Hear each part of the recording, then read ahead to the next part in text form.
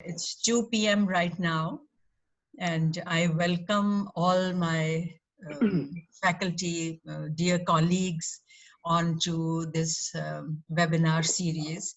This is a second series. We have had a prior series on best practices. So we did a sharing on webinars where we shared best practices that we were, at that time, we shared our experience of what was happening in the classroom, because all of you rushed to your spring semester without prior planning. The purpose of this series, as you know, is to basically start from ground zero and slowly build up a body of knowledge and skills along the way in the month of July, so that you're better prepared to teach for online learning and remote instruction. We are doing it in summer, and if it extends into fall, you'll be very well prepared. So thank you so much for your enthusiasm. Many of you have joined. Moodle, just to give you a brief background, Moodle was put up by CLT as a main learning management system, and we started working on it with the great help and support of IT department on customizing Moodle. And we launched it in fall 2014. And since then, we have come a long way, and a lot of you are using Moodle already. And very few of you are still uncomfortable with Moodle, and so am I, just to let you know. Though I sat long hours with Shakar in customizing the interface, Moodle interface, I still am not very comfortable with it. I will now break here for some time before I talk about the module, and I'll request Suleiman, who is managing and who is the Zoom host for the webinar today, to give us a few guidelines, and then we'll move on. Good afternoon, everyone. Just to mention a few things before we start this session, please make sure that your full name is mentioned in your Zoom profile. Then it will be easy for us to identify you, because we have to issue the certificates. If your internet connection is not good, please keep your video turned off, as there will be a lot of participants in the session. So in order to avoid any sort of unnecessary distortion, we will keep you all mute. If you have a question to ask, do leave it in the chat. We will answer your questions. And we are recording this webinar, and it will also be uploaded on YouTube. Thank you. So welcome again. This is, as you see, Moodle Basics. And this is for some of you that are still trying to get a hang of it or trying to get to know it better. We are starting from very simple themes. Shakar, our IT Superman, is going to talk about what is Moodle actually. As you all know, it's a learning management system. And as a learning management system, what it means is, and Moodle actually is an acronym.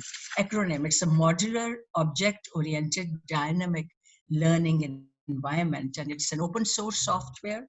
But he'll talk about Moodle, and Moodle compares very well with other LMS that are out there, and it has massive functions, and it has worked out very well for our campus, because with the new server, upgraded server, its features improved. So he will talk about how to start your Moodle account, and then we'll go on. He will also tell very briefly about how to chart the attendance of your students that join in your class. And then we will move over to Adil. Adil Amar, as you all know, is from ESCOM, and I'll be introducing him shortly, and he'll be talking about basic communication with students, uploading and sharing materials, and he'll also talk about how do you make different forums, and how you can sort of, what are the basic netiquettes and etiquettes for using an online environment. So as a first our expert, I invite Shakar to take over and to guide us through the Moodle. Just to say, if you have brought your Moodle, if you brought your computer and you have your Moodle account, and please you are most welcome to join in with the as the steps as he walks you through them, and please leave your queries in the chat box so that we will attend to your queries after every segment of the webinar. So over to you, Shakir, and I see that there are 33 participants right now, and so please take it on from here.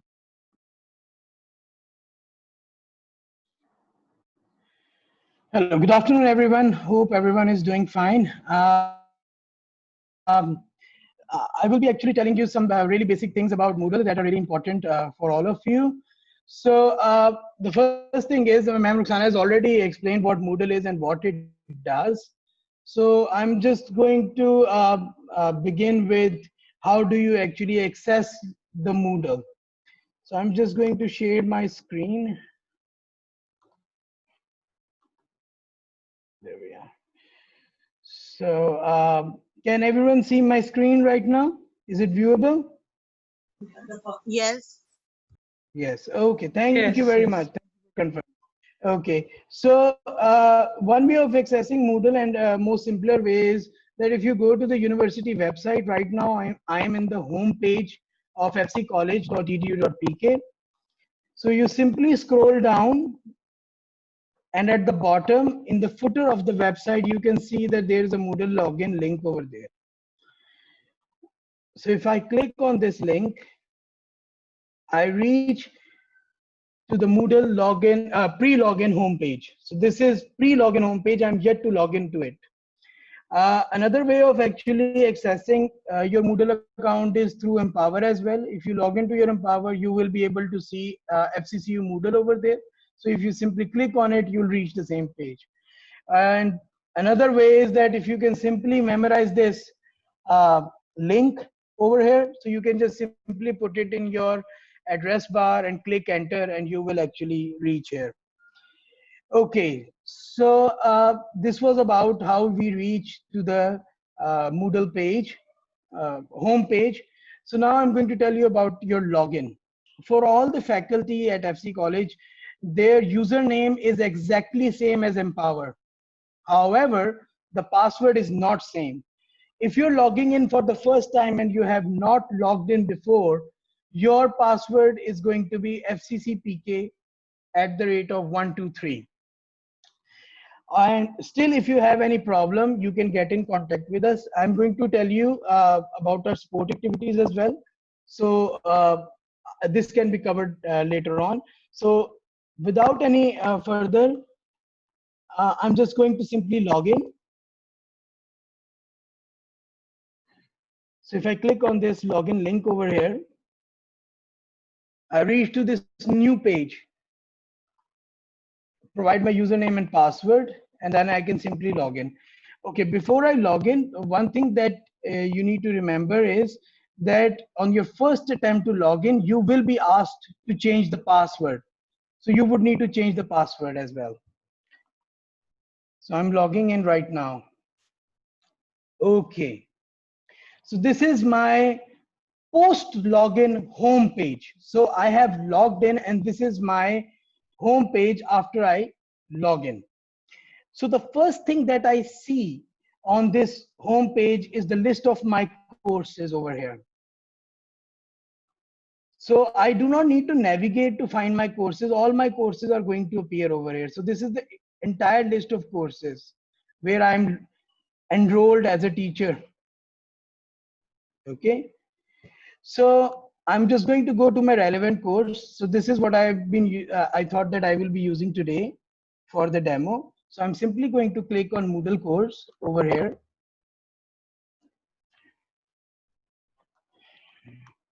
And this is my course page.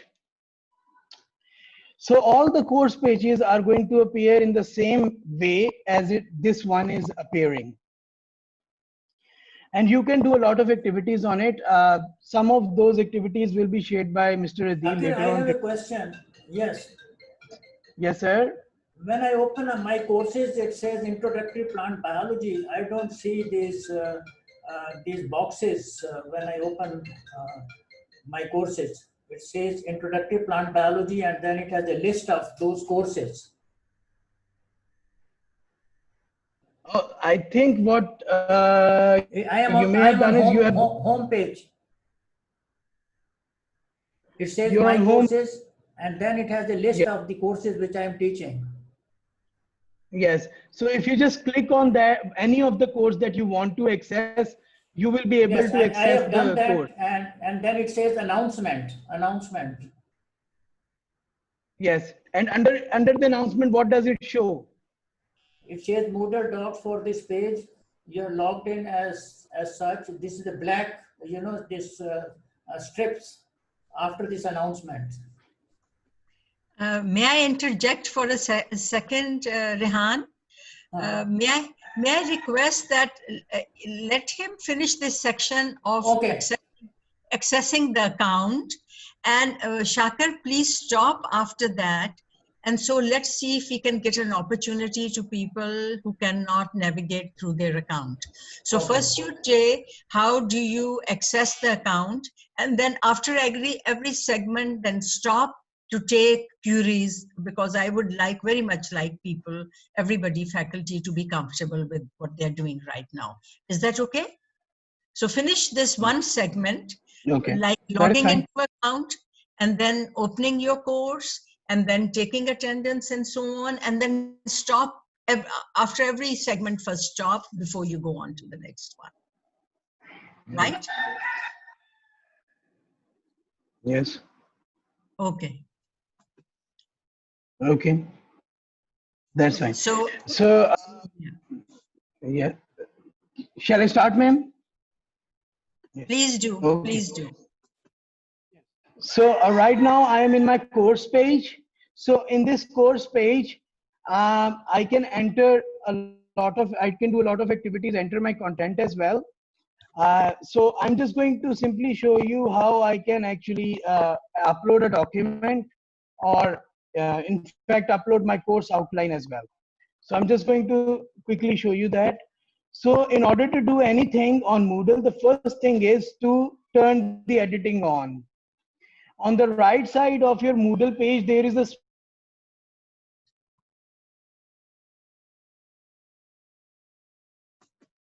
unmute. Sorry, I got muted somehow. Sorry about that. So I'll start again. So if I'm on my Moodle course and I have to do anything related to adding, editing, or deleting that, on the top right corner of my Moodle course page, there is a wheel. If I click next to it, I can see this list over here. The second option is turn editing on. So I'm going to turn the editing on now. Okay. So the top section over here, the blank section above the announcements, is the general section. This can be utilized for you to put your course plan or your course outline. So I'm just going to enter a course outline so that you can get an idea how does it look. Okay. So if I click on this small wheel over here, that it will allow me to edit the summary of my course. So if I click on it,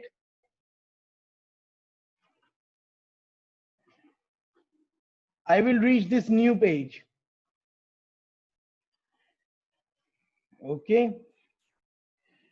So there we are. And now what I need to do is I need to enter the content. So I have this content over here in my Word file. I'm simply going to select all of this content and then copy it.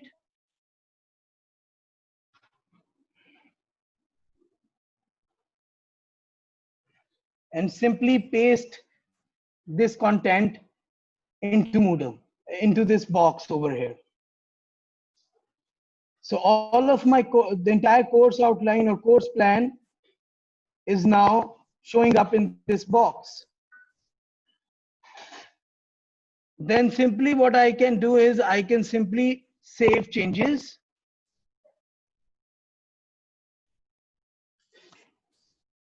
And there we are. So this course plan or my course outline has started appearing on the top of my Moodle course page.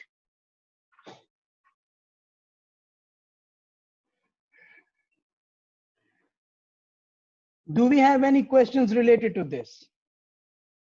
If you are having any problems, you can ask me.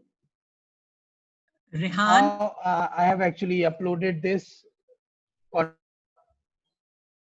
Rehan, do you want to have a talk now?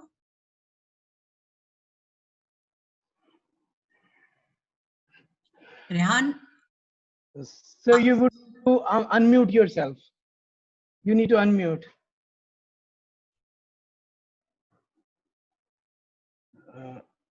Sir Rehan, you Okay, need to Shakir, unmute. I have no problem logging in, and Yes.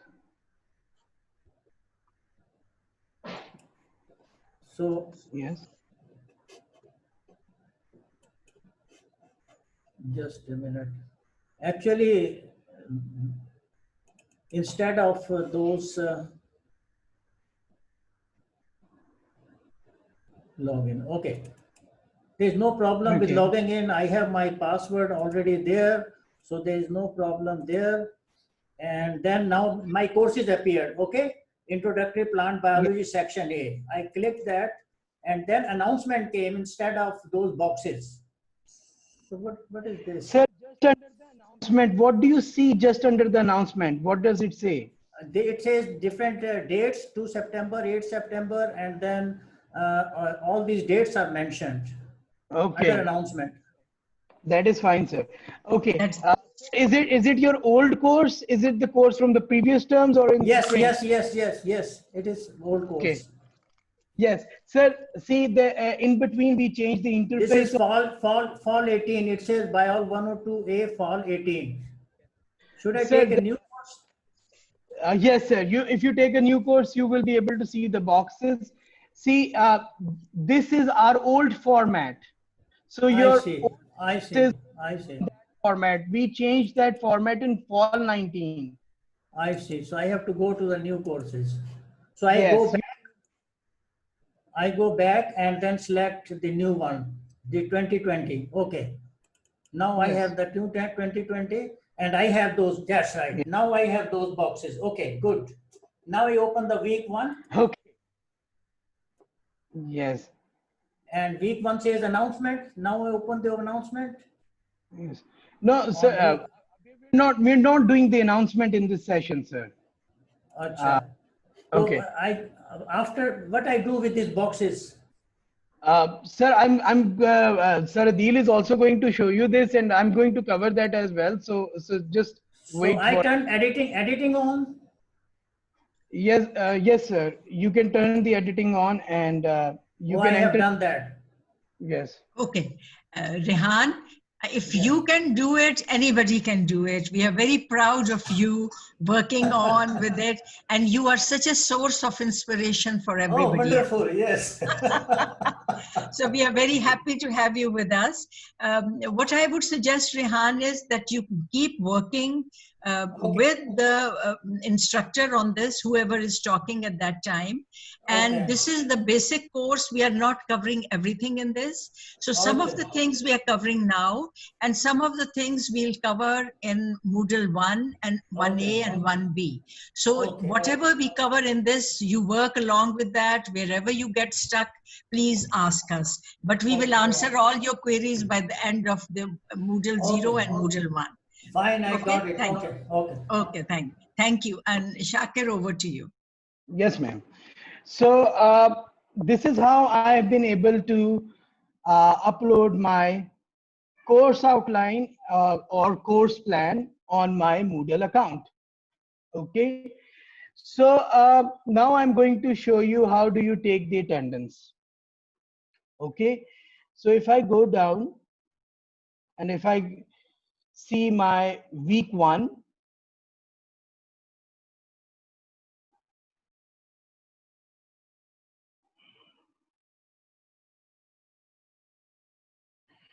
so you can see that I've already created my lecture activity over here. This is a big blue button activity, but there is going to be a separate session on that. for now, what I want to tell you is that this was the lecture that I conducted with my students. So now I'm done with my lecture. Now the next thing is, for that lecture, I need to mark my attendance for the people who attended my session. So for that, what I need to do is I need to click add an activity or a resource. So if I click on add an activity on a resource, I'm presented with two lists. The first list is list of activities, and if I scroll down, the second list is list of resources. Okay, so our focus is on attendance. So attendance you can find under the list of activities, because it's an activity, it's not a resource that you're sharing with the students. So I'll just select the attendance, scroll down and click on add button. As soon as I do that, I have been redirected to this new page. Here I have to actually complete this activity. So I'm just going to leave the name of attendance as attendance. Then I'm going to scroll down. And if I want to grade my attendance, I can set up the grading for that as well. Okay. So you can select any maximum grade you want to select. I would recommend to leave it as default on 100, because if you're going to be using a grade book on Moodle, the scores on the activities do not matter, the weightages matter. But there is obviously going to be a separate session on the grade book, you'll get a better idea. But for now, just leave this as 100. Under the grade category, these are the grading categories that I have created already. So I can simply select that I want my attendance to be part of this grade category, which is also attendance, so that I can properly grade my attendance as well. Once I do that, these are not very important options, and I'm not going to go through these because after the steps that I have taken, you can simply create your attendance activities. So I'm just going to save and return to the course.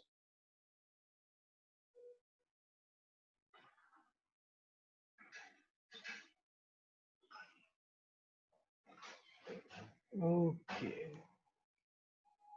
So if I scroll down and go back to my week 1, now I can see this attendance activity over here. So now what I'm going to do is I'm going to click on attendance.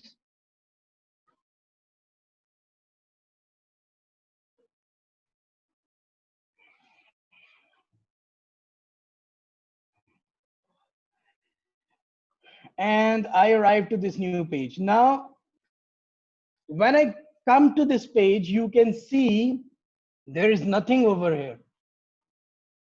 There is nothing over here because I have not created my session. There is no session that is displaying. So Moodle doesn't know if I have conducted any session. So for that, the second button next to the sessions, I can click on add session.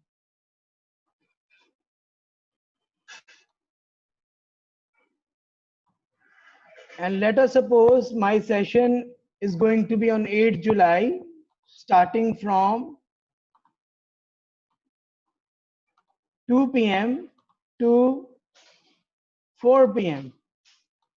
And under the description, I can just name that this session was lecture 1. You can see this option selected by default that says create calendar event for session.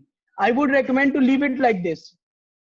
Why? Because this actually becomes a part of student and instructor's calendar.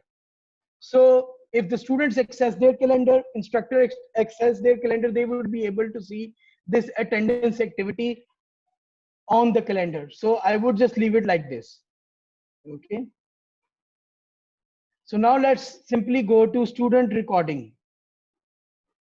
For this type of attendance, what the methodology that I'm showing you, for that, I would recommend to uncheck this box. Do not allow students to record their own attendance, because the methodology that I am covering today actually includes instructor taking the attendance, not the student.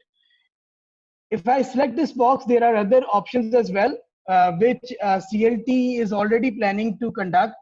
That would be related to the QR codes, but that would be later on. But for the basic attendance, this would be the way to go, that you do not allow the students to take their own attendance. So now I'm just going to click on add button. And there you go. That is my session over here. So now my session has started appearing. That now it shows that on Wednesday, 8 July, there was a session starting from 2 p.m. to 4 p.m. and all students were invited into it. Okay. And under the description, I can see that this was my lecture 1. So if I click on the play button over here, it says take attendance. So now I'm just going to click on this button. And you now can see that my class, my students have started appearing. So there are only 2 students, just for the sake of demo, I've entered only 2 students over here. So your entire class is going to appear over here. Okay. And the attendance legend is given here at the bottom, so that I would know that if I mark PLEA, what does that actually mean? So P means present, L means late, E means excused, and A means absent. So these are the 4 things that I can actually mark for my students.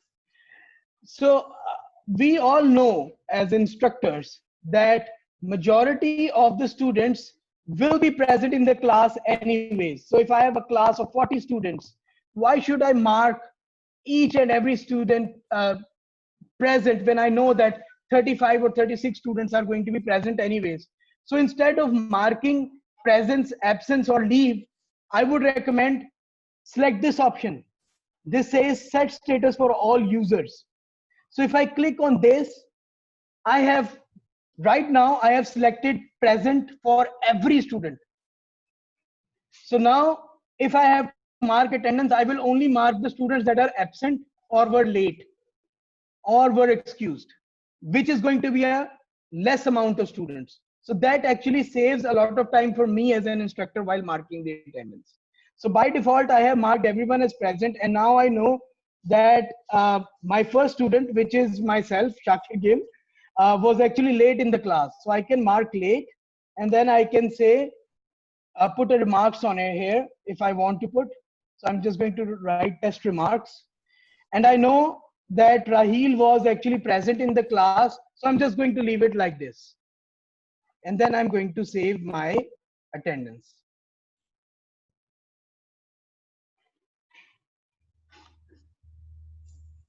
So there you go. I have marked the attendance for my students as well. Okay, before I go further, one of the most important aspects for all the instructors is to know that how my students are actually viewing the things that I'm doing on Moodle. So there is a very simple method for that as well. So now whatever I have done, I'm just going to show you how as an instructor, I can see what my students are going to view on this course.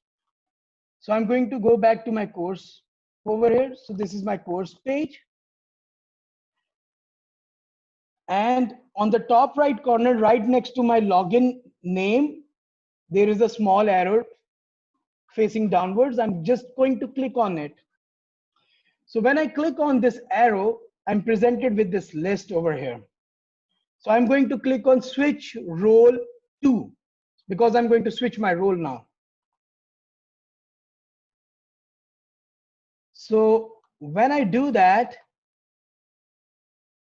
I can select my role as a student. And this is how my students are actually going to view my course page. So this is what their view is going to be. So now as a student, I'm going to show you how they're going to view their attendance. So the attendance was marked in week 1. As a student, I'm accessing the attendance right now. And there you go. I can actually also see my report over here. Right now it is showing 0 because I haven't marked the attendance for myself as an instructor. but I can get these detailed reports over here. So the students can keep a track of their attendance, how well they are doing. Okay, so that was it in terms of the attendance, the basic Moodle page, and how do you actually change your role to the student and view your course page. Now I'm just going to cover some of the important points in terms of support that we are providing to our faculty. So there is we do have an email ID where you can send us an email and you can actually get in contact with us and with our team. That email ID is mentioned on your login page as well. So if you view your login page, you can see that the help desk email ID is mentioned over here. So this is where you view, you can view this email address on the page before you log in. So this help desk email ID is over here. So when you send an email to this email ID, the entire team receives your query and would try to respond you as soon as possible. So we try our best to provide 24/7 support, and even on weekends we have been responding. So I would encourage all of you to utilize this email, because the response is going to be better as compared to sending an email to any other individual within our team. So this is the best way to approach us. Okay. Secondly, if you're having any troubles, we do have a Moodle FAQ page. If you click on the Moodle FAQ page over here,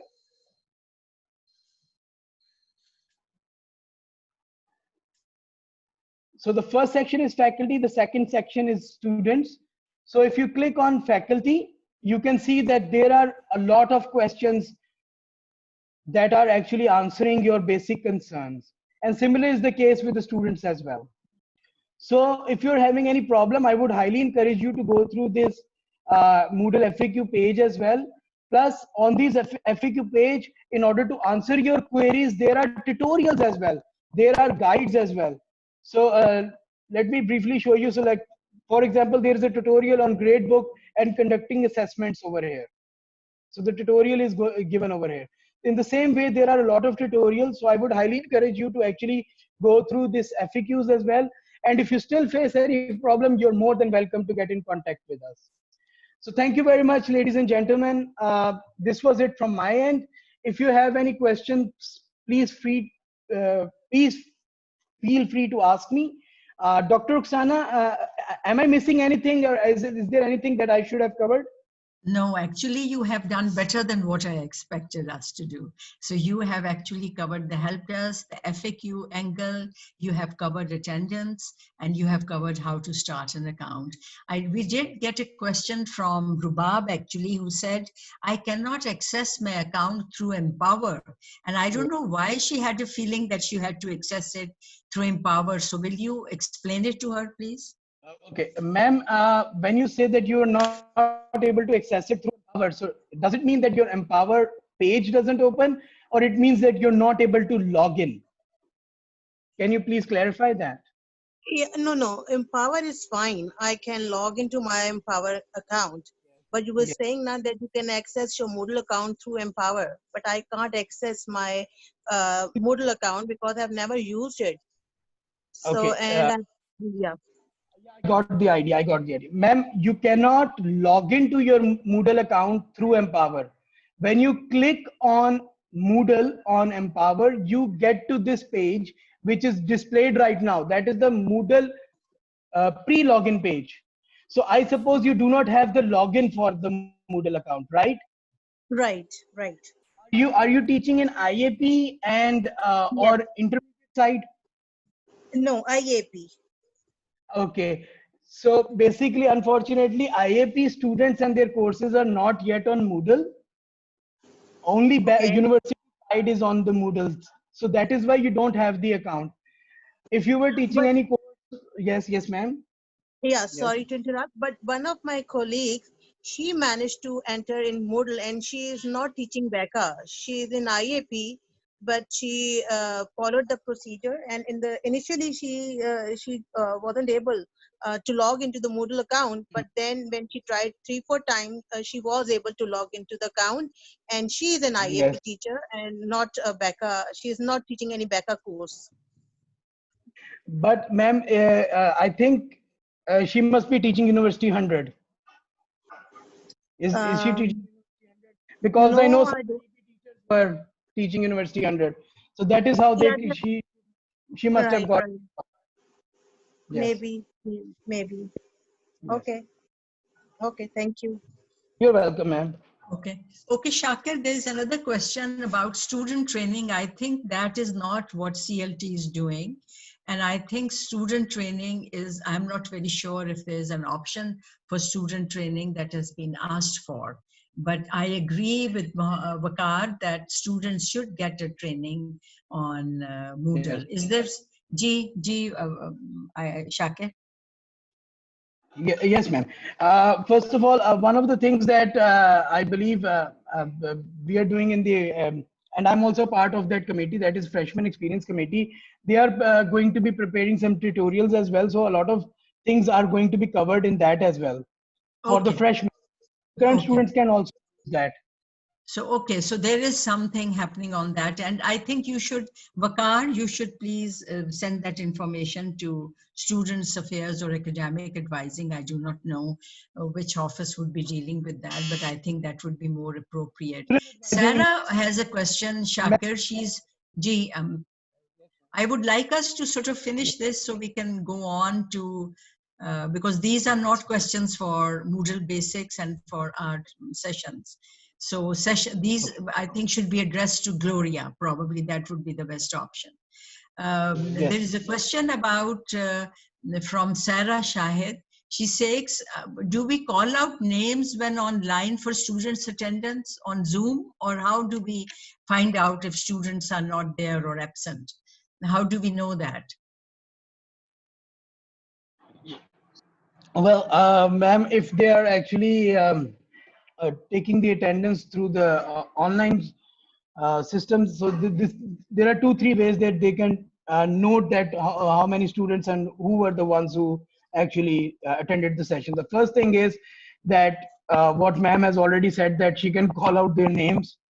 Second thing would be that she can take a screenshot of all the participants that were during that were part of the session, and she can later on see that which students were. Now, the problem with Zoom, I would like to give some important information.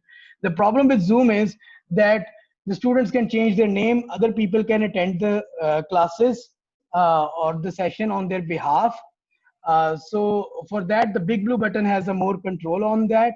So if you're using big blue button, so the names are going to be there for the students. It would make it very convenient for the instructors to take the attendance, because they would also have the recording, so they can go back to the recording in the big blue button and they can view the participants that they had. And that would make it very easy for them, because the participants are going to be with their name that is registered on Moodle, that is registered on Empower. So they can't even change their name. So it would become easier for them to note the attendance on big blue button rather than Zoom. But they can do it with screenshots. They can call out the names as well. Okay, thank you so much, Shakir. We will sort of start to the next segment. We have discussed a few things that we talked about.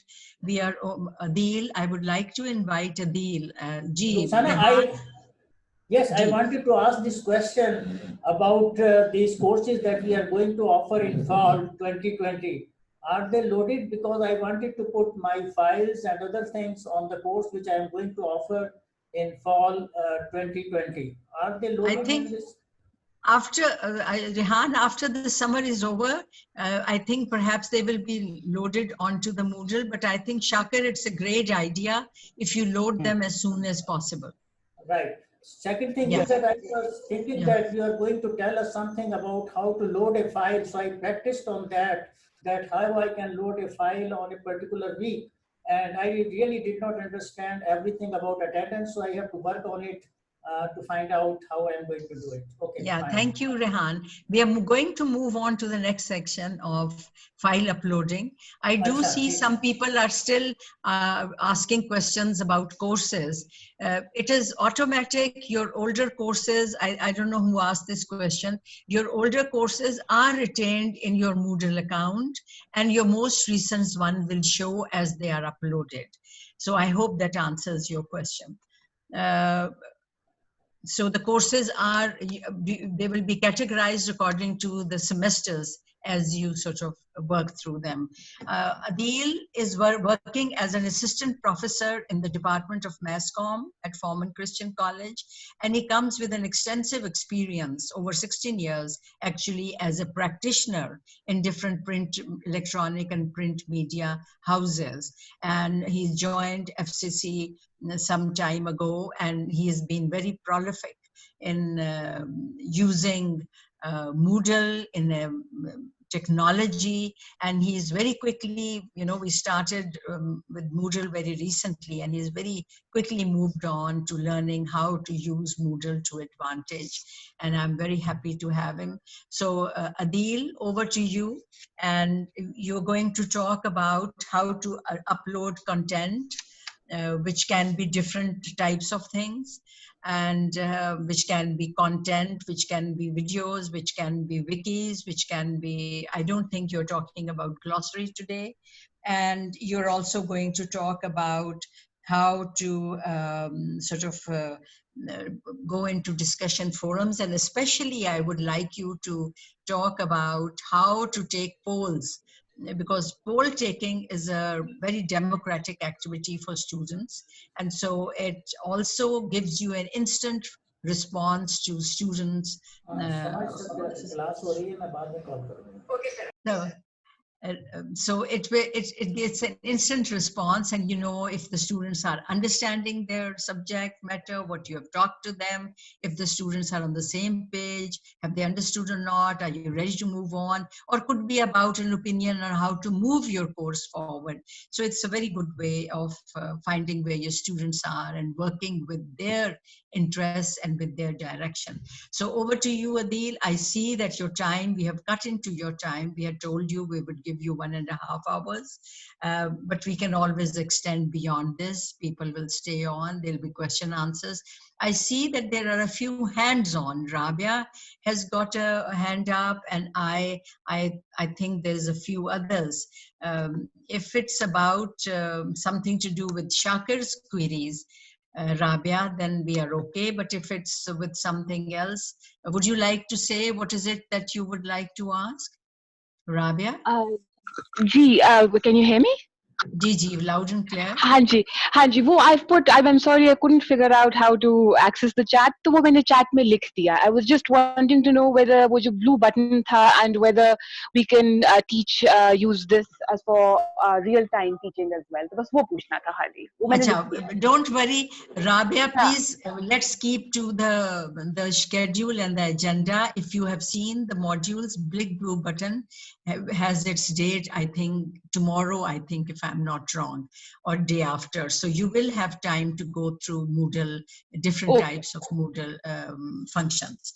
Today, we are only talking about some of the basic ones. So Adil, over to you.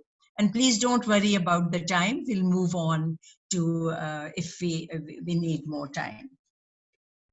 Thank you very much. Thank you very much, Dr. Rukhsana. And thank you very much, everyone, for being here. And Shakir has covered exquisitely everything, almost how you open up your Moodle account and how you start up with the Moodle. So what I'm going to do, I'm going to talk about some basic activities that how you can communicate with your students using surveys, using polls, using some other great activities. So what I'm going to do, I'm going to talk about one by one about different activities. Then I'll take you through to the Moodle, that how you can actually perform that activity on Moodle. So as you all know, Moodle is a great tool to communicate with your students and sharing content. The best so far activity I have found on Moodle is Wiki on Moodle. It is basically a collaborative tool. So what you can do, you can build up a web page kind of a thing, or a page where student can actually upload their material.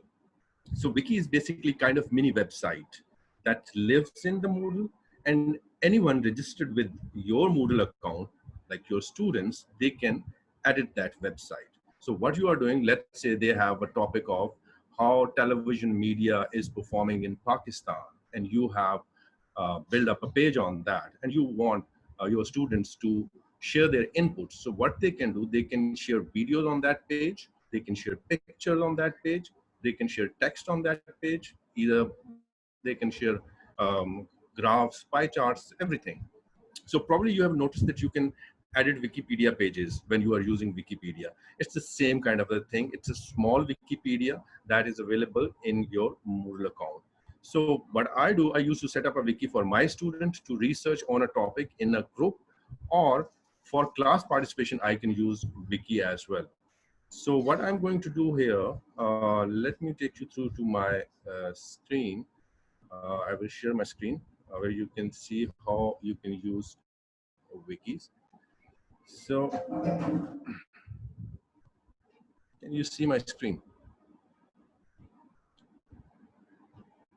Okay. Yes, So, it's clear.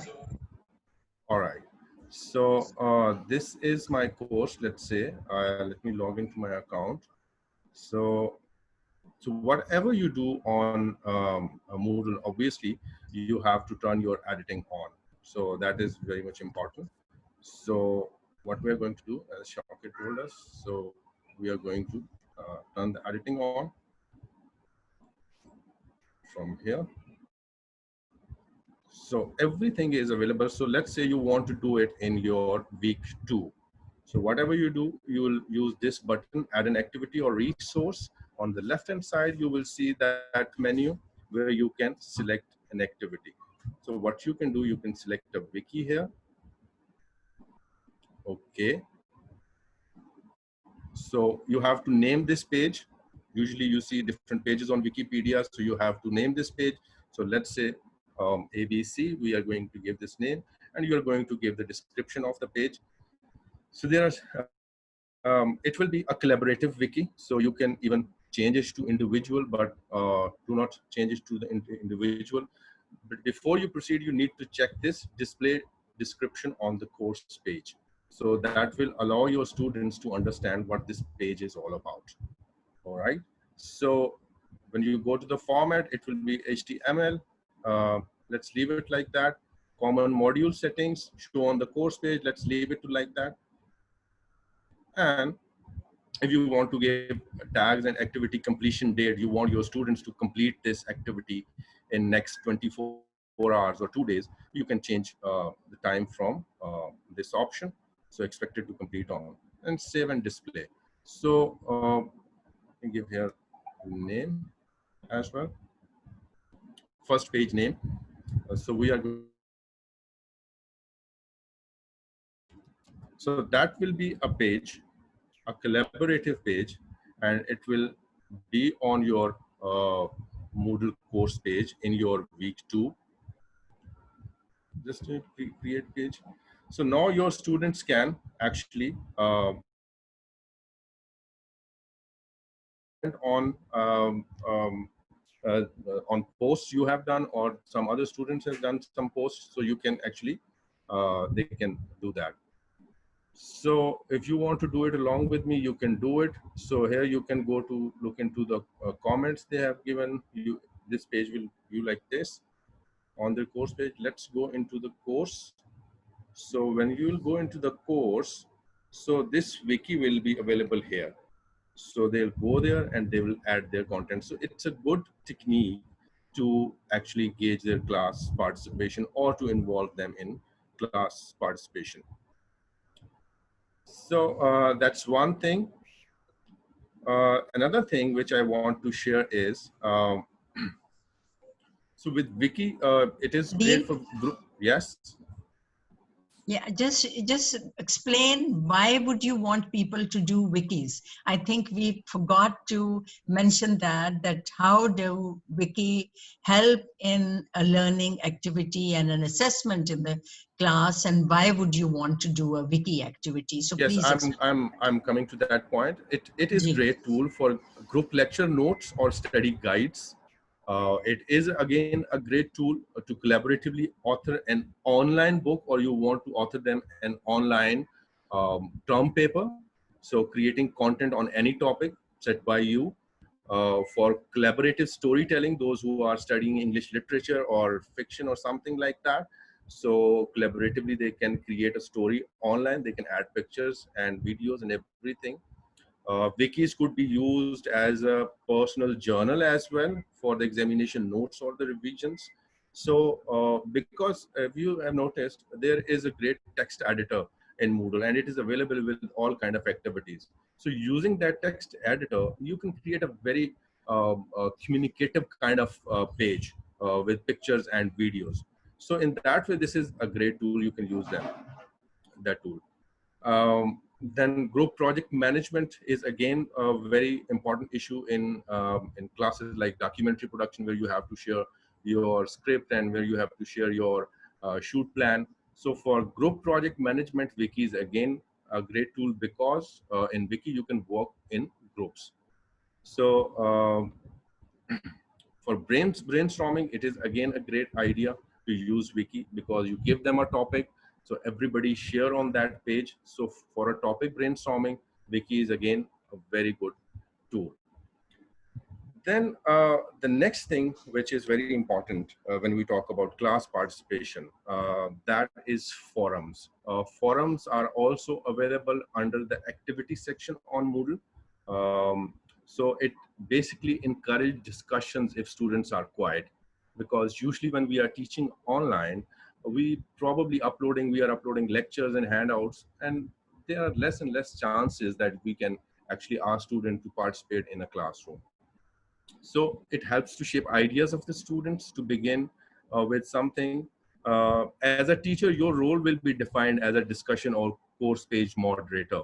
So you will explicitly, but gradually you will control the discussions. So you will give them a topic on discussion forum, and that topic will be available. Let's say I use a discussion forum in my classroom, that do you think that Pakistani media is unbiased?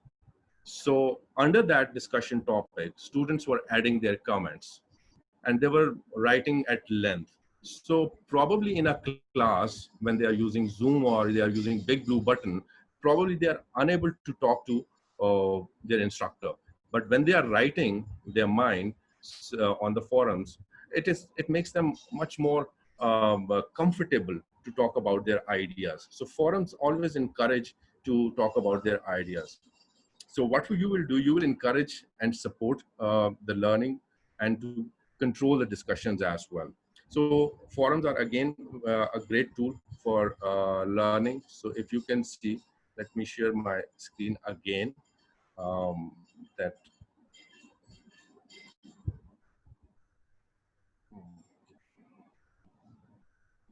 So here you see, so if we look into the left side, there is an option of forums. So from here you can use forum. I'm not going into the detail, but I'll show you a forum which I recently developed. So you will have an idea that how students basically use that forum. So here it is. So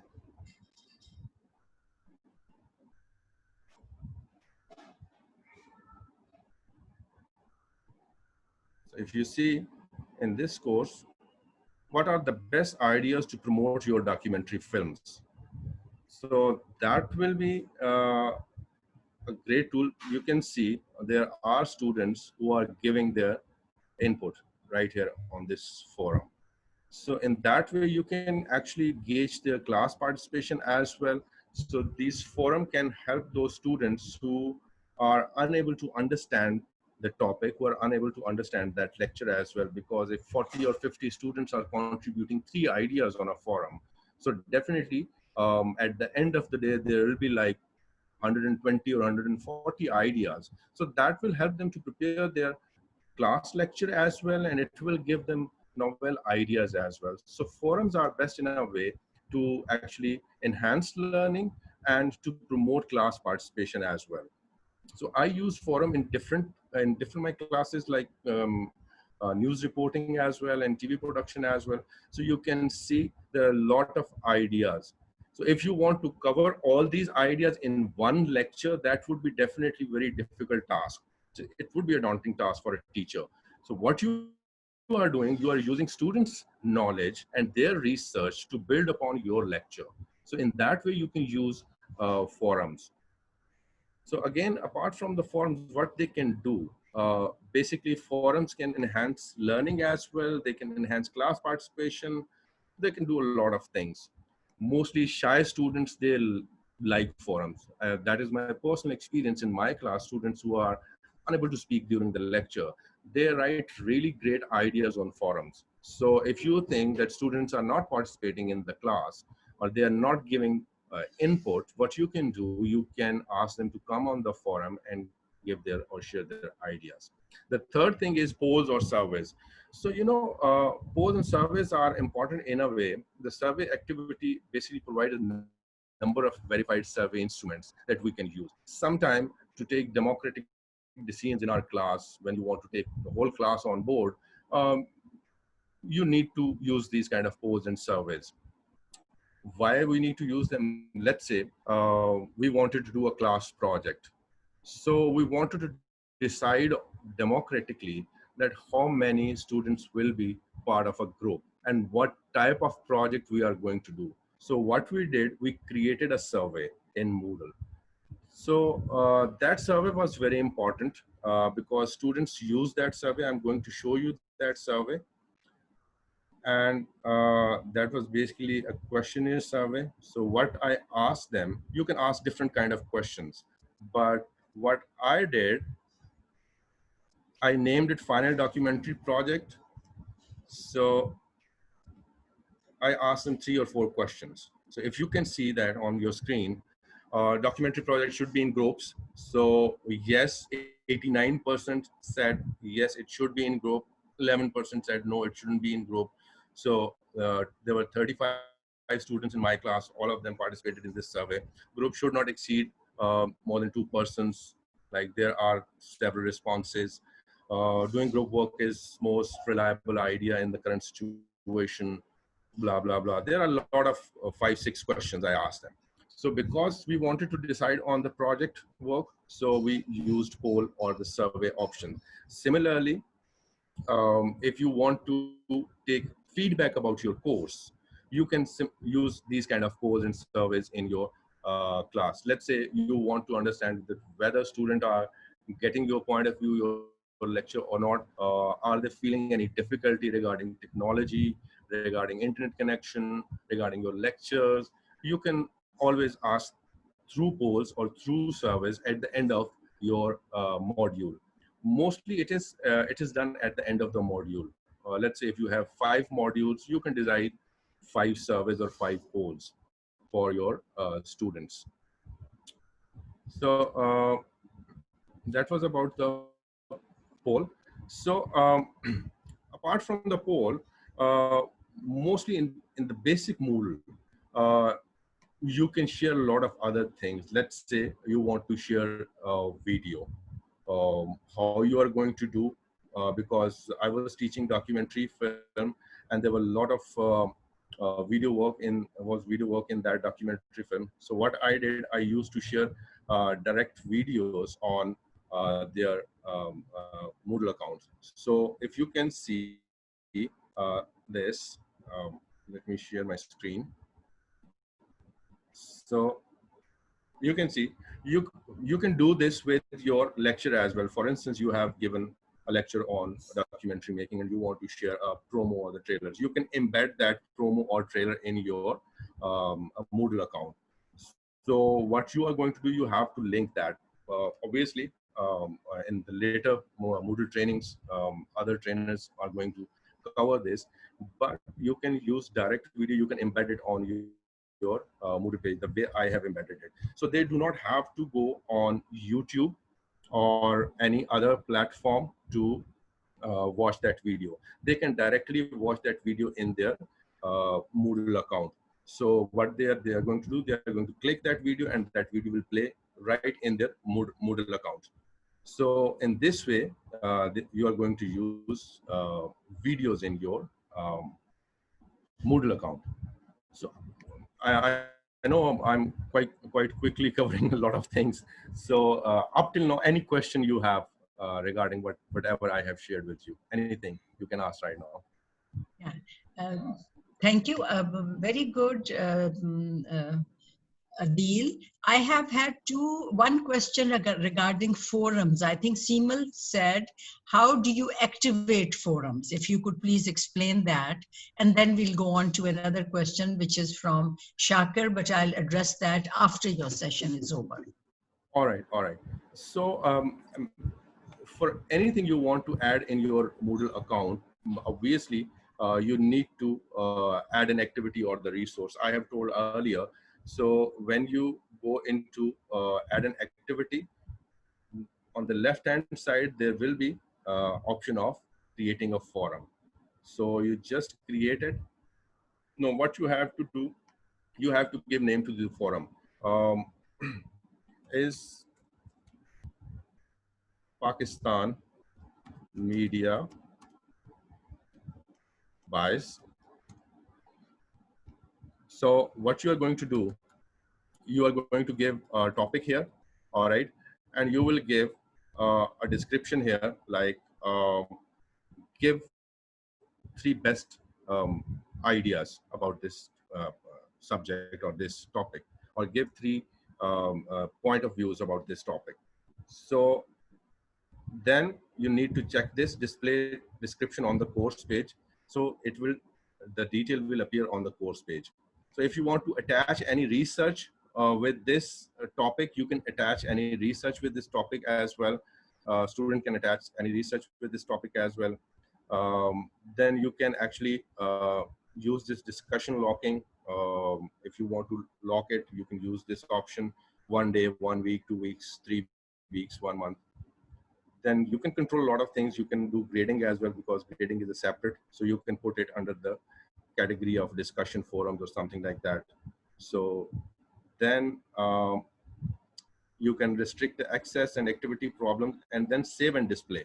So when you save and display, let's say ABC, save, when you click this button, save and display, so what will happen? It will appear on your course page. So student will just click that, that will be activated for 1 day or 2 days, and student will be able to add their comment or their ideas under that discussion forum. I hope I have answered your question. Is there anything else? Adil, yes, there is another related question to that. Can we enable, from Farheen again, can we enable notification to replies answered in the forum? But I thought in the forum, there would be a discussion on the forum or an activity that you expect. I did not understand to replies answered in the forum. Could you please clarify that, Farheen? So, Farheen? Hi, have you understood the question? Yeah, I got the question. Ji. So actually she wants to ask that whether you get notification or not about the whatever student has posted. So mostly then I think she should write what is posted on the forum. Yeah, I think we need to all use the language, and we get confused. I don't know much about it either, but I guess there's a specific language to it. Ji. So there are a lot of things you can do with the forums. Obviously, you can enable notification as well. Let me share my screen again. So how you are going to share notification. So when you will, okay, so we have actually this was our forum ABC somewhere here. Let's say this is our forum. Let's assume this is our forum, although it is not. So we can actually, when we click on the edit button, so you will have this notification kind of thing. So when you will post forum, student will get a notification that a forum is posted. So when I do this, I click this button which says send. So it will send notification to all of my students that this forum is posted on Moodle. You should go there and participate in that forum. So I hope she was asking the same question, and I guess, answered this question.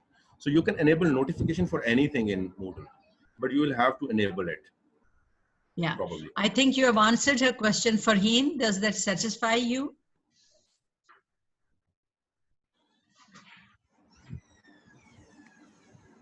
Ji Farheen? Okay.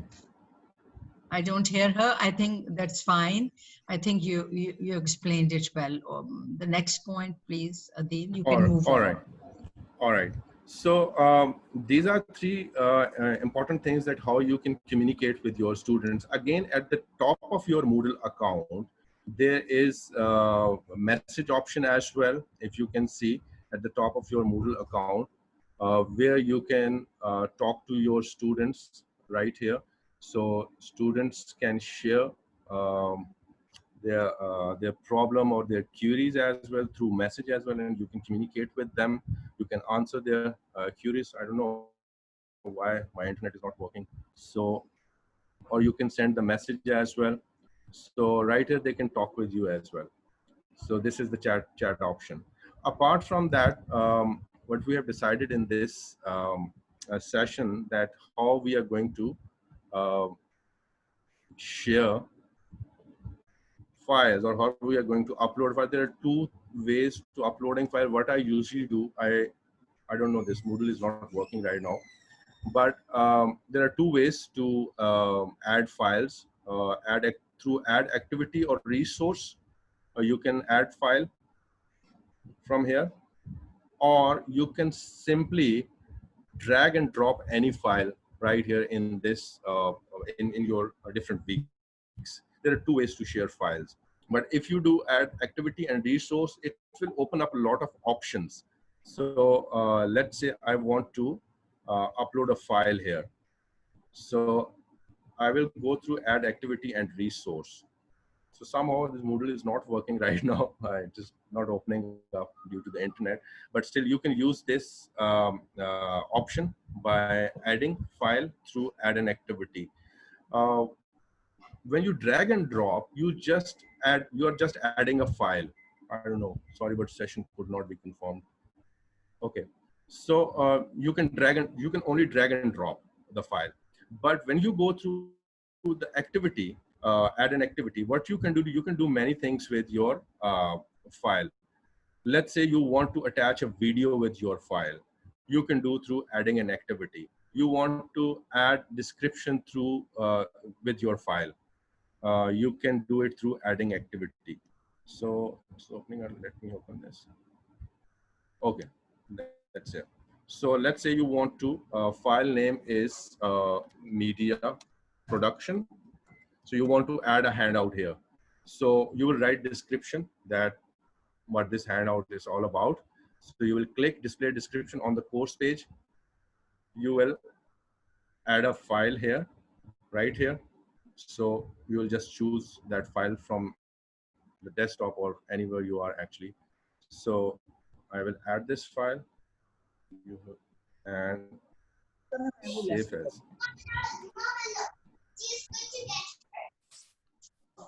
Give the name, save as.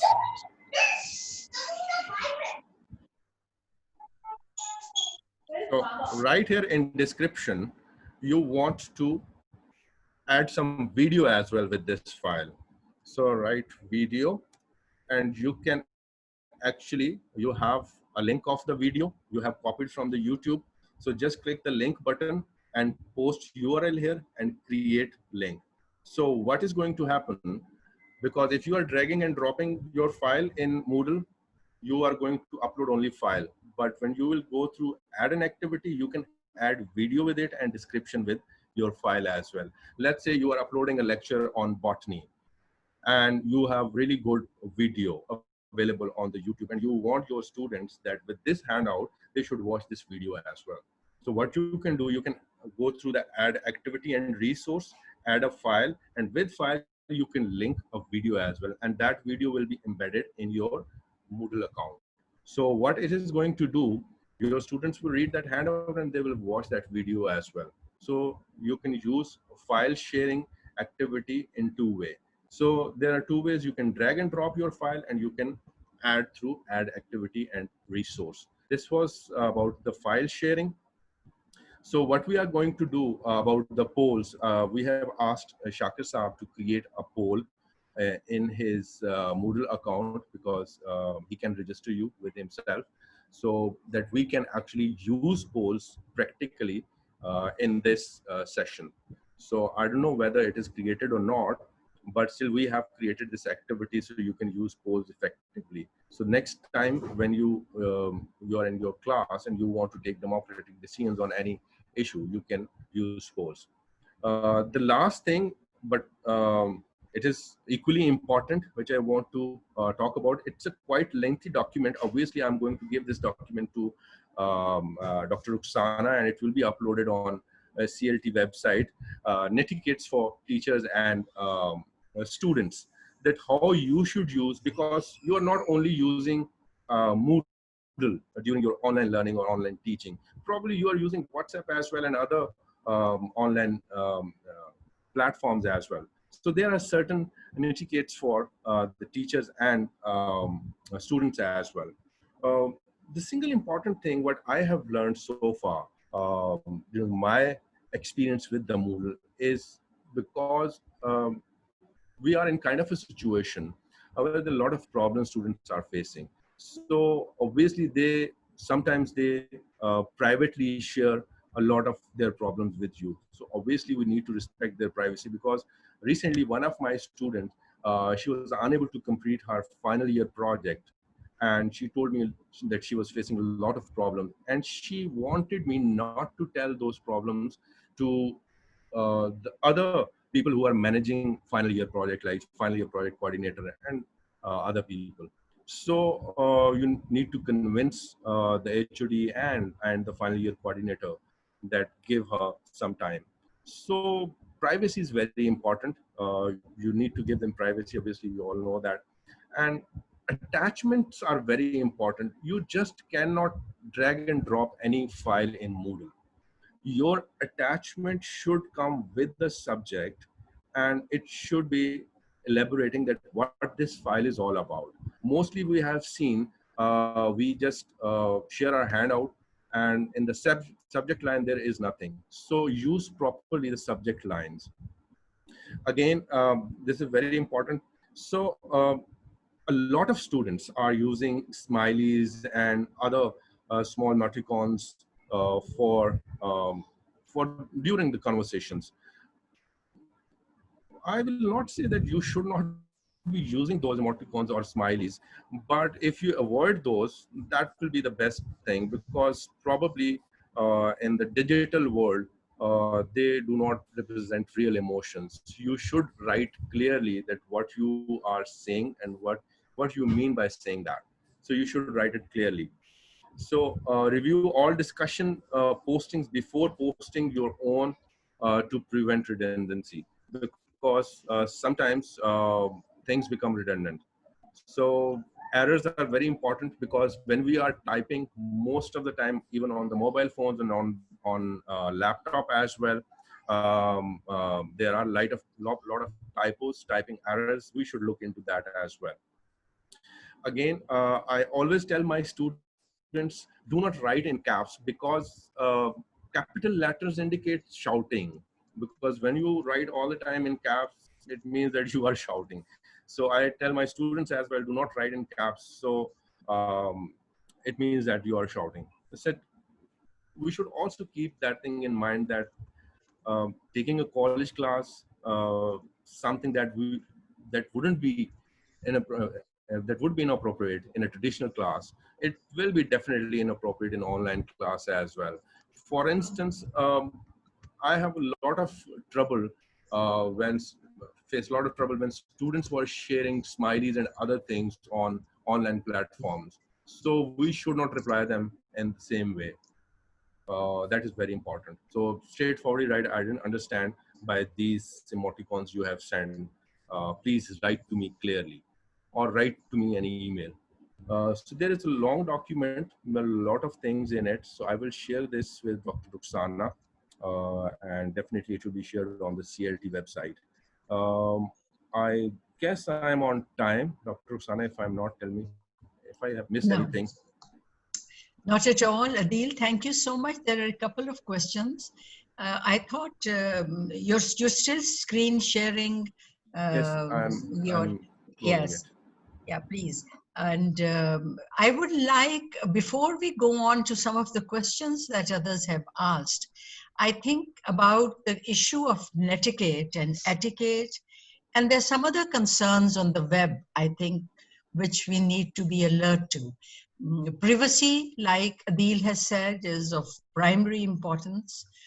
Security, that's something that Shakir has tales to tell about how when they opened up certain activities and certain tasks on Moodle, there were some initial problems where students could see each other's when they were on Moodle account, and there was some unnecessary interactions that happened, and so that had to be stopped in real time. And I think that is still not open. So, and yet in Zoom and so many other fora that we will use, like we are posting our videos on YouTube, and that has massive implications for security again.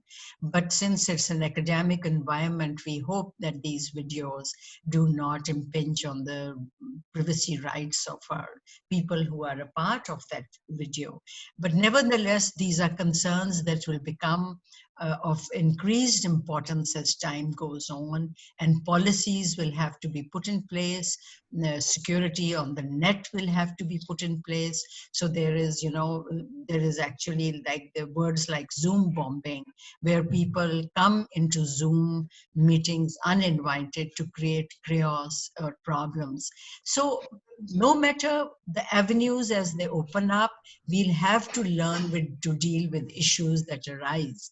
I would very much like to hear from some of you, if you have had any good or bad experience, and how did you deal with it? Because I think this is also a topic that is a big concern, and we should sort of discuss what are some of the concerns that you felt as teachers, so that those can be taken care of. I know that quite a few faculty are not happy with streaming their pictures and their videos on screen, especially females, and I'm sorry for bringing in a gender bias in here, but I have heard that there is a problem, and there's something that we should expect in our culture and society. These things happen, but how do you avoid that such intimidation should happen is our purpose. In an academic environment, it becomes of primary importance.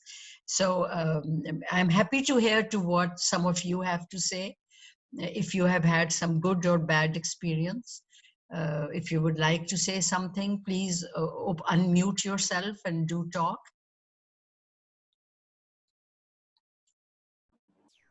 Dr. Ruxana, I want to share one more thing, which I forgot to share.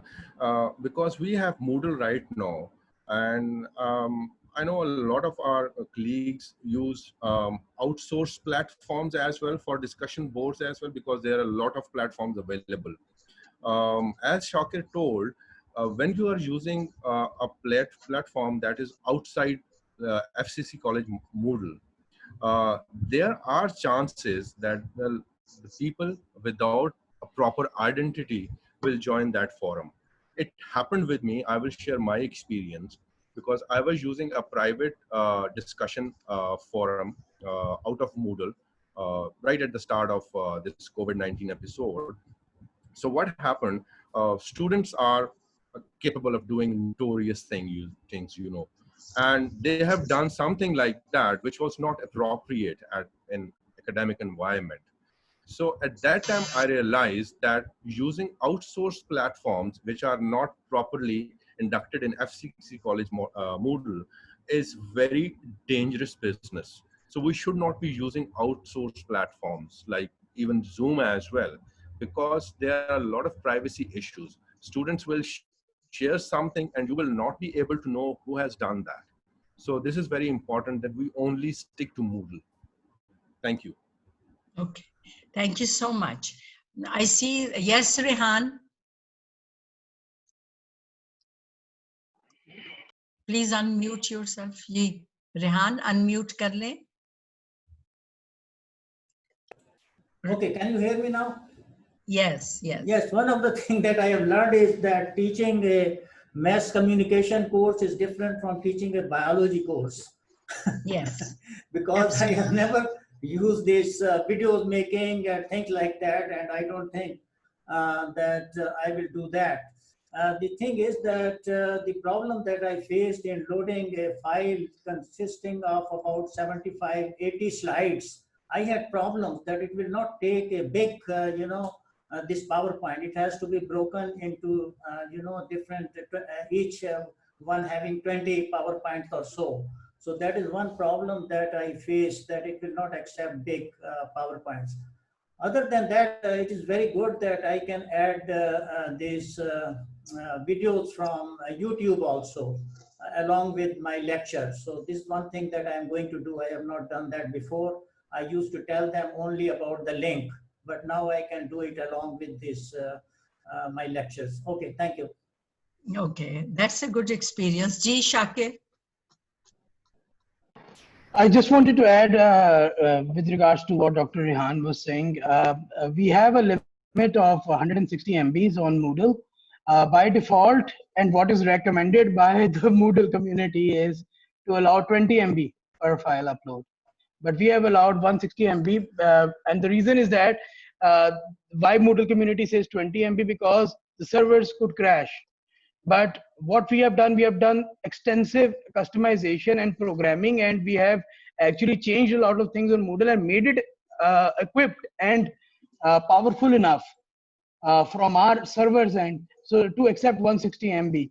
So going beyond that would be another big challenge, but I think 160 MB is quite sufficient, and there are some online resources. If you just type on Google, shrink my file, PDF file, or reduce the size of the file, you can simply upload your file, and they will the website will download into a smaller size. So you don't need to break your PowerPoint files into one file into multiple files in order to upload. So Dr. Rehan, if you can actually try that, and if you still have any problem, you can come back to me and I can help you out with that. Shakir, I have a question. When you say uploading files and the quantity of the files, does it go by the number of papers that are included in the document, or is there another way that you calculate the weightage of that file uploading when you say so many MBs were allowed? G. Actually, first of all, in terms of Moodle, you can upload as many files as you want. There is no limit on that. The limit is on one file upload at a time. That is 160 MB, which is quite a big size that we have allowed. Secondly, Dr. Rukhsana, you were saying that how do we calculate that? It is literally impossible, because, and I'll tell you why. It is because it depends on the images that you have included. If you have been including 4K images, one 4K image is equal to 30-40 MB. So, and one image that is 720 resolution image, that is only like 1 or 2 MB. So it depends on how you have structured your content. The best way to find out is that once you create your file, you can right click on the file, and then there's a list of options that appear, and you can click on properties, and it can show you in the property what is the size of the file. So it entirely depends that what you have included in the file, that actually calculates the file. It does not calculate according to the number of pages. Pages. Excellent. Now I was going to say something else. Kauser has a question, but my point was, could you in the FAQs sort of put up some criteria so that the files could be, whatever is uploaded is minimized and the quality is not, the content quality is not compromised. So what I mean to say is, if you could put up, like you just said, high resolution, low resolution, like they say, if the net is an issue, put your video off. So could you, for getting maximum mileage for uploading a file without getting a, response saying that you cannot upload it, these are the 5 things you can do to make sure that you get mileage out of it, or you get the maximum. Could you do that, Shakir? That would be very helpful.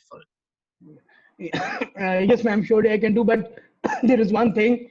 It is not going to be extremely brief because there are a lot of aspects. So I would recommend that if we can create an FAQ question, and if I can prepare a document telling them about various methodologies, how to reduce and different aspects, that would help rather than a brief describing in. I understand. What you could do is that for a presentation, these are the 2 things. For a folder, these are, for a video, these are the 3 things you could. I think you should do it by the category of the uploaded stuff that goes, whatever content you upload. According to that, there'll be different criteria. I understand that. Thank you so much. G. Kauser. Yes. See, I have been using Moodle a lot of, as a complementary tool for the online teaching.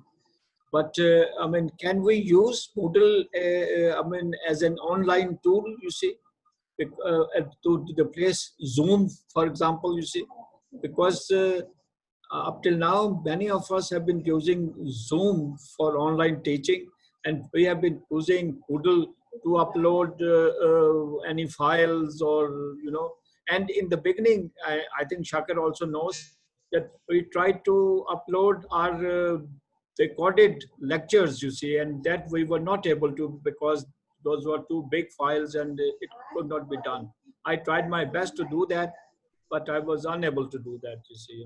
So should you comment on that, please? Yeah.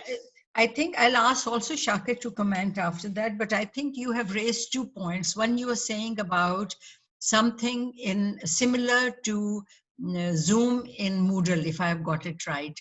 Yes. And we do have a baby button, big blue button, which offers the same facility as Zoom does. And it actually records automatically, unlike Zoom. But the big difference is that while Zoom can be stored elsewhere, you cannot take your recorded video and recorded session out of Moodle. And I think Shakir will correct me if I am right or wrong. G. Kauser, you wanted to respond to that? I can add, you see, even in Zoom, you can record the whole lecture, and yes. that lecture is automatically saved in your yes. whatever file you want to see. And, no, that's what I'm saying. You can record in Zoom. You can, but but you have to upload it then to Moodle. In Big Button, when you're using it in Moodle, you work through that, and you do not have to upload that recording. It automatically goes into Moodle. That I think, Shakir, if Shakir, please, will you explain that? Okay, Dr. Costa, first of all, I need to actually tell you something about uploading the videos as well. Even though your video uploading is like, let's say 100 MBs and 160 is allowed, still there is a possibility that you may not be able to upload, because if there is a little bit of network lag in between and you're uploading such a big file, it is not the Moodle issue. It is like the general issue. You will not be able to upload. So network needs to be spectacular while uploading like more than 100 MBs. Okay, so that's the first thing. So there you're going to find difficulty if you're uploading something that is between 100 and 160 on Moodle as well. Secondly, the great thing about Big Blue Button is that you don't need to actually upload anything into Moodle. That's the great thing, because what Zoom does is that it actually automatically downloads the file onto your personal computer, and then you need to upload into Moodle, which creates hassle for you as well. So the best thing about the big blue button is that once you start the session, you need to click on the recording button and the session gets recorded. After the session is ended, you don't need to do anything. We have a compiler set up on a server that compiles the video and actually throws on the Moodle course page. And only the students that are enrolled in your course are going to access that recording. And the best thing is, in your future courses, if you want to use that recording, you can still use it in your future courses as well. So I would highly recommend the big blue button is really a really effective tool for the online teaching right now at FC. You have to demonstrate that. You see, Shakar, you have to demonstrate that. What is big blue button you are talking about? You see, you know. Yes. It's an online conferencing tool, sir. Sir, it's an online conferencing tool. The interface and the feature are exactly the same as Zoom. And I believe Dr. Ruxana has already organized a separate session on that as well. Okay, so, I will attend that then. If you're using big blue button, you'll realize that it is just like Zoom. That's the best thing about it. Okay, that's excellent. That's excellent. Okay, so that is for, please, Kosa, there is, we are talking about big blue button, I think either tomorrow or day after. Suleiman, when are we talking about it? Suleiman? Day after tomorrow. Day after tomorrow. So we have a 2 to 4, we have a webinar on that. There's a query that has come up and a very good response to the PowerPoint issue. Rehan Siddiqui Sabah says that if you put your PowerPoint files into a PDF format, and I was going to actually say that if you put your PowerPoint into as a Word document with more on one page, then you could sort of reduce the size. That is why I asked Shakir if the number of pages could make a difference. PowerPoint by itself takes a lot of space by virtue of the modality. I think it is too late to learn because I have already done it and spent a lot of time breaking 100 PowerPoints into 25 segments. Number 1, number 2, number 3, number 4. So if you had converted it into a Word or a PDF document, life would have been easy. Anyway, so that was a very good response, Sabah. Thank you for that reply. But the question about, one question remained about notification, Adil, that how do we get to know that if students put in an input, do we get a notification then? Does the instructor get a notification every time a student puts up a addition to that exercise or that worksheet? There is a notification option when you upload your forum, but Shakir can tell this thing in a better way, that whether student will when student will post, you will get notification or not. I don't know about this thing because I haven't got any notification. Okay, see, the thing is that there are two types of notification on Moodle. One is the Moodle notification, one is the email notification that you get from the Moodle. For the forums, unfortunately, the notification that you have is only on Moodle. So if I can quickly, I have loaded that page and I can show you that. So if I can share the screen, just very quickly, I can show it to everyone how they can view the notification. So I'm just sharing my screen. Can you see my screen? Yes. Yes. So can you see this bell icon over here? There's a bell icon. Yes. So if you click on the bell icon, it shows you the notifications. Right now, I have cleared all of my notifications, so I'm not getting anything over here. But it shows all the notifications over here. So as soon someone, basically makes anything into the forum, this notification is going to appear over here. But they're not going to get the email notification, unfortunately. This is not going to happen, but notification will be here. Okay. So I see that people are very happy with the big blue button, and they think that having a big blue button will be helpful because it doesn't have to worry about heavy, uploading of heavy videos and files. Now moving on to the poll that we have put up for you just as a practice. Shakir, will you help us go through this exercise?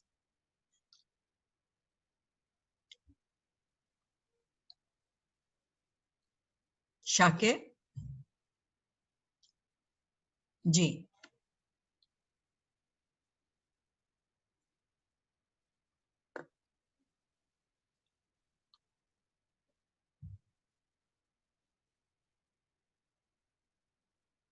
Yeah, that's true.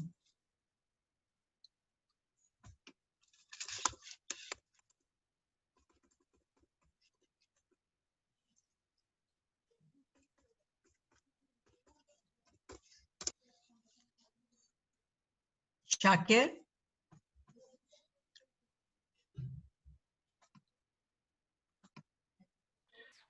I'm so sorry, I didn't unmute. Sorry. Yeah, you didn't. Sorry. Okay. Yeah. I'm start over. Okay. So I've enrolled all of the participants in this session into this course, that is Moodle course. If you log into your Moodle accounts, you will find this course under the list of your courses, and just click on this course that says Moodle course. And once you click on it, on the top of the page, you're going to say polls training, and just if you click on this, you can start answering the questions.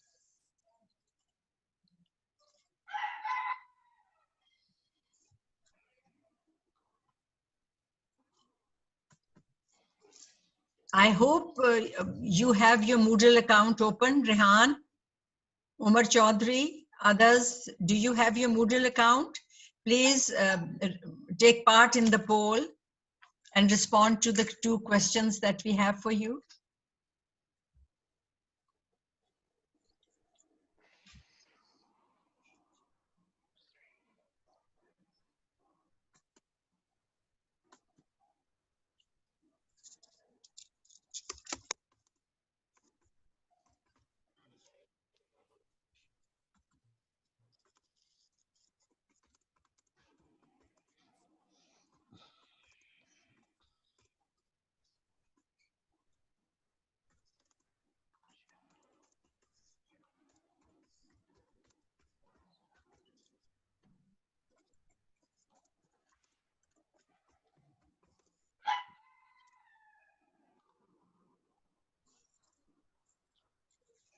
Shakir, can you see on your screen or administration if people are responding to the poll, or you will get to know only when they send?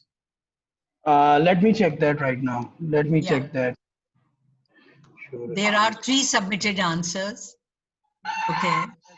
People have started, yes. Yes. And this is an anonymous, just to let you know, this is an anonymous poll. So the report is appearing over here right now. Actually, that's a great thing. You can see that there's a response number 1, 2, 3, and 4, and people have responded to it. You can see it from this report.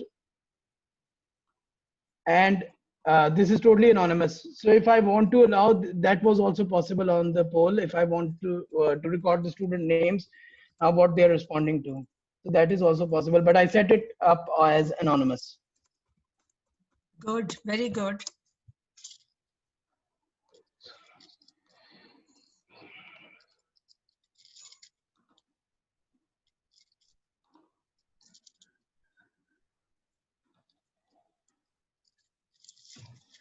Ma'am Mariam is saying that she cannot find it on her. Ma'am Mariam, are you able to access this Moodle course? Can you confirm that only for me? Are you able to access that? The one that I've highlighted on my screenshot. Okay, just something in chat. I can't find that one. Okay, so let me see if by any chance I have missed you out. So let me see that. Enroll. Achha, but that's good to know that, you know, people are responding and that they can work on it. And it's a very good way of getting immediate feedback. It could be, you could ask questions about your previous assignment or the previous lecture or the class that you held before you move on to the next topic. It could be, feel about how students want to work with the course, what interests them, what they know, what they don't know. It could be futuristic. It could be an assessment of the past. So polls are a very good way of getting instant feedback and then moving on. This poll that he has created is a bit longer, and it could be it is more in detail. But you could do a very simple by saying, if you understand everything, here are, three, though Adil Amir has said that don't use smileys, but I have seen people use smileys for feedback. That very quickly in your poll tell us, do you agree? Are you happy with what you have learned so far? Are you unhappy? And so on. And the tutor knows if most of majority of the class has understood what he is or she is working with. So there are different ways of using polls, and they can be educative, or they can be formative assessment, or they can be like forming a community, democratic, trying to find out if what do students think about a certain topic, and working with them, giving them importance of a stake in the class. There's so many things that poll can help you with. So Rabia also says she couldn't find the poll. Bakar and Mariam have been asked to refresh their page. Bakar has got it now. I don't know if Mariam has found her. No, Rabia got it. So I think there's some problem with probably the net connection, that it is slower. You're working on Zoom and you're also accessing it on your computer. So it could create problems of net coverage. So, Ji. I would like to confess I made a mistake. I didn't include Dr. Bakar. I missed him somehow. So I've entered him so he could access that now. That's okay, great. Sorry about that. Faira Kamal is not enrolled. Zafar Manzoor says that I have a problem, but he hasn't said what is the problem. Who is saying that he is not enrolled? Oh, what was the other one? Faira. But Faira, I think, is not enrolled at all into she has not made a Moodle account. There were some members that from the intermediate side. They don't have an account on Moodle right now because it is not set up on Moodle at the moment. Okay. And Mariam is asking if it's her poll should be on the dashboard. No, it should. You need, ma'am, Mariam, you need to go to your home page. First, go to your home page. Okay. And then on the home page, you will see the list of your courses, and you'll see this course on my screenshot named as Moodle course. I've highlighted on my screenshot. So you need to click on that, and then you will reach this page where I am right now, and you'll see the polls training. Got it. Okay, that's brilliant. Good. Good. But Faira, what is your problem? Why do you say you don't have an account, or I'm not enrolled? See, Faira, she's from University Shakar. Do you have Faira Kamal Janjua in the poll? Let me see that, ma'am. Please, maybe you missed her name again.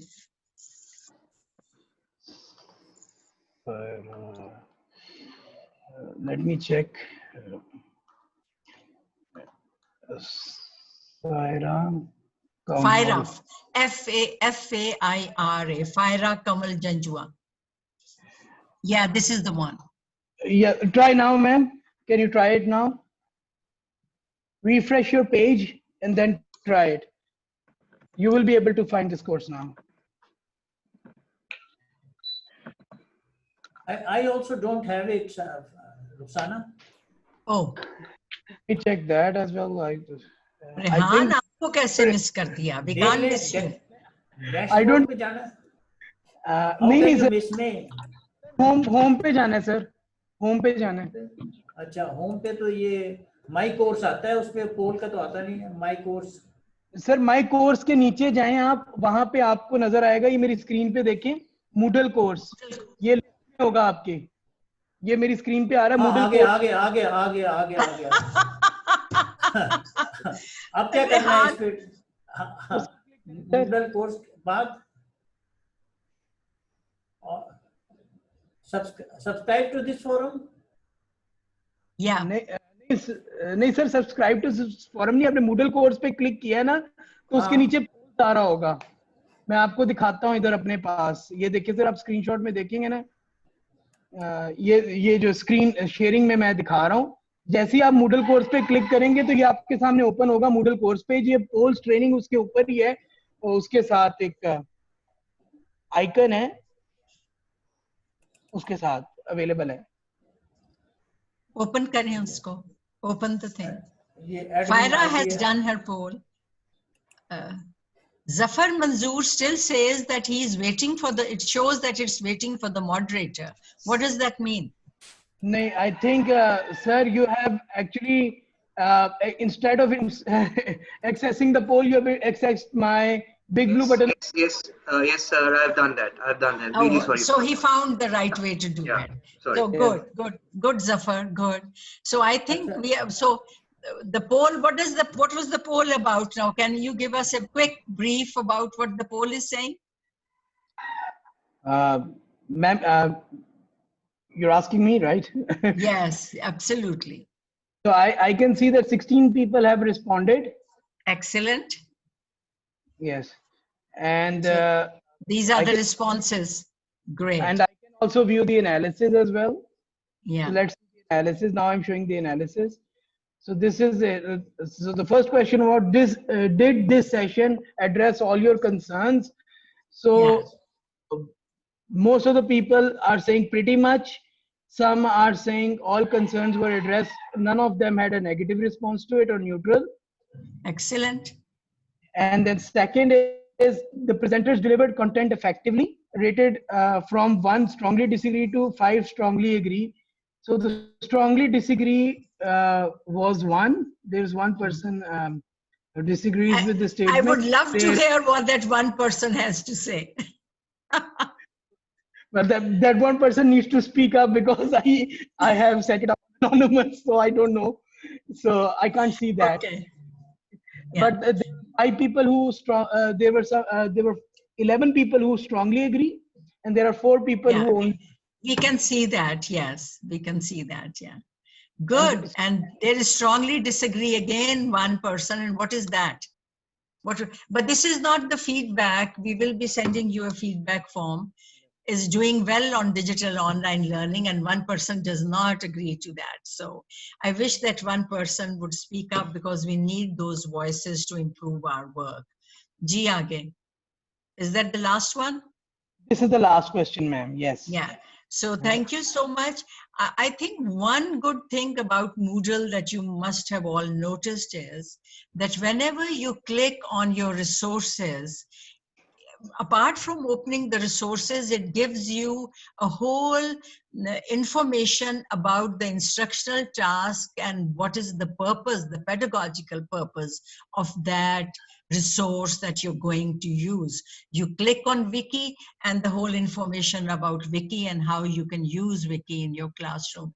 And the other second good thing that you must have noticed about Moodle is that it takes all the drudgery out of your task. You put up a poll and it was automatically collated and analyzed for you. So though the initial setup is difficult and time consuming, you need to understand a lot of buttons and what do the different, the blue writings mean, and you have to find the right way to do it. But when you are done with the hard work and the front end loading, most of your tasks become easy, efficient, transparent, and fair, because whatever happens, happens for everybody. Faira, your hand is still up. Is there something you would like to say, or that is just since there's nothing to add? So we are done with our session for today. If there are any other queries that you might have, please feel free to ask. We are happy to stay on if there's something we could help you with. Ji. Rabia, Ji. Ji, I had a question. वो ये कि actually हाँ, वो हम ये कर सकते हैं because I have been teaching classes via Skype so far. So and that worked out pretty well because ये ना तो मैं खुद को ज़्यादा जो है वो expert हूँ on these modules or at least internet, और दूसरा it worked out well for the students as well.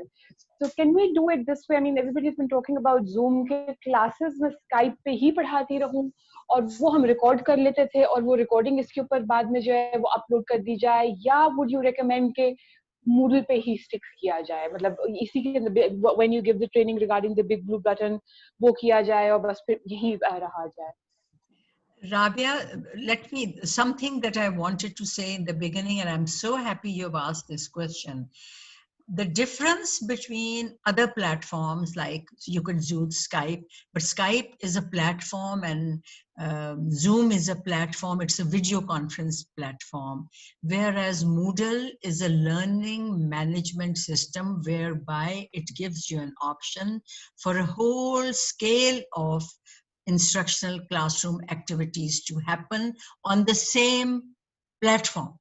And जी, वो बिल्कुल exactly. समझ I आ really रही? like it. So what मुझे तो you बहुत are पसंद आया है. I'm a fan after today. okay. So what I am saying is that Skype is but one, and Big Blue Button is that attachment within Moodle. Now the other difference, why I would still subscribe to a proper learning management system, unlike other platforms like Google. Google, you can go into a Google Classroom and that gives you literally all these facilities.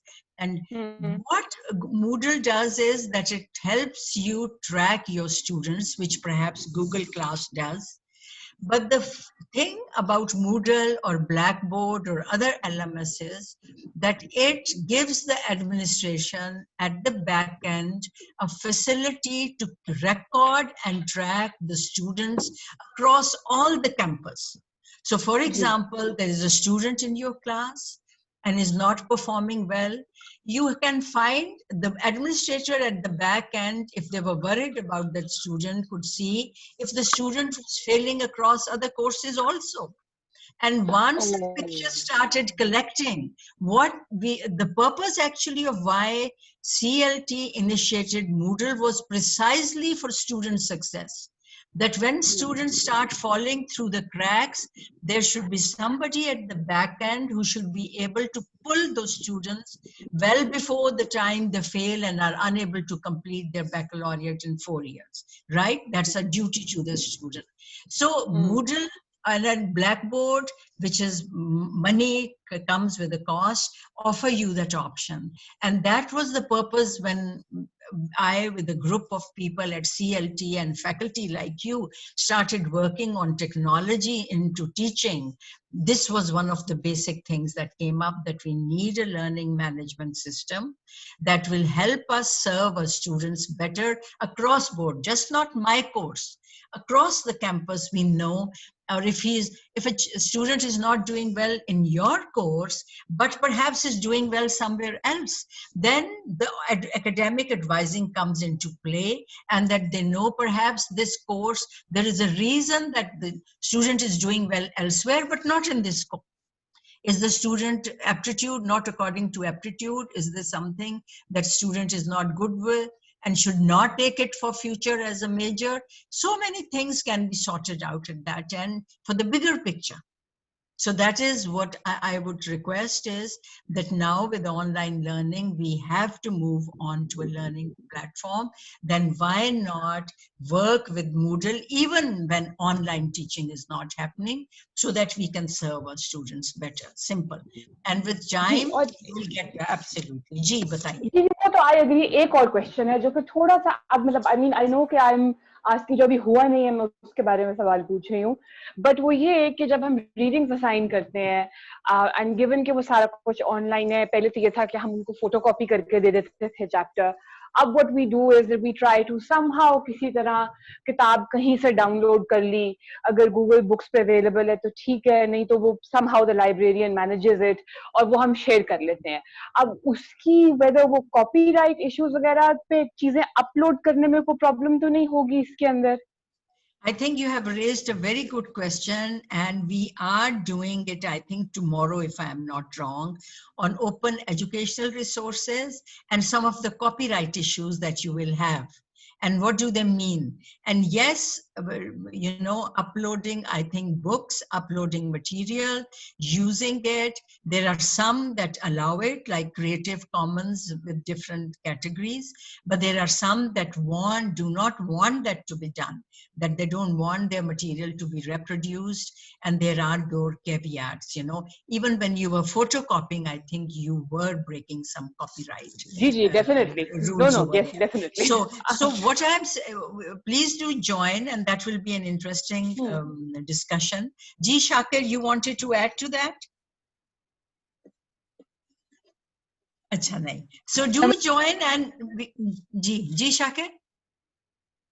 I'm saying that no, sorry, No. no, that's No, Rabia, please join that session. We have invited Farooq from the library to talk about copyrights and Creative Commons, how you can. Gee, I'm attending all the sessions. I'm attending great. all the sessions, so I will be. Gigi. Okay, great. Then we'll see you, and keep telling us what we should need to, you know, include in those sessions to make them better. For the time being now, I think we are done. We'll give a big thanks. Many of you have left. I think we had 45 in all, and now there are 37. Most of the session was anyway done with the poll. That was just an exercise to see that you had hands-on experience. Just also to say that the competitor of Moodle is Blackboard, and there's a slight difference in the two LMS. Moodle actually concentrates a lot on interactivity and activity with students. So it focuses on learning activities, while Blackboard has much more features for assessment. And so probably in some cases where assessment is required, it might have developed features. But what we really need is active and interactive learning for students, and Moodle can serve a great job over there. And another thing that perhaps it's also known as is that it's very, it's offers very interesting learning opportunities, and Moodle is known for that. And so it has made a name for that. So be confident in learning about Moodle, about using Moodle. With time, we learn to harness its what it offers us in a better way possible, individually and collectively as a campus. G. Shakir. Yes. I just wanted to add about the Blackboard and Moodle thing. Yes, they were competitors, but about a year ago or 2 years ago, Blackboard has actually taken over Moodle. Now Blackboard actually owns Moodle because Moodle were the pioneers of LMS, and they had so much learning resource and such a big community that they had to take over Moodle only for the knowledge base. So that's like a big thing about Moodle. Yeah, that's true. And Adil has added a very good point that being on Moodle keeps your profile and your portfolio in one place. It keeps your courses, it keeps your materials. So you do not have to keep on reinventing again and again and lots of stuff. And thank you so much. And thank you, Adil. Thank you, Shakir. Adil, we're very, very thankful to you. I know you are preparing for your PhD as well, and you found time to give us at this forum. All of us are thankful to you. And Shakir, you will always stay there as the backbone for the Moodle setup that you have so developed with us. And you are now, you know, you have learned it, you've mastered it. And so you really have a hands-on knowledge about it. And thank you so much. Thank you, everybody. We'll be sending you a feedback form, and we look forward to your comments. Thanks again. Bye-bye.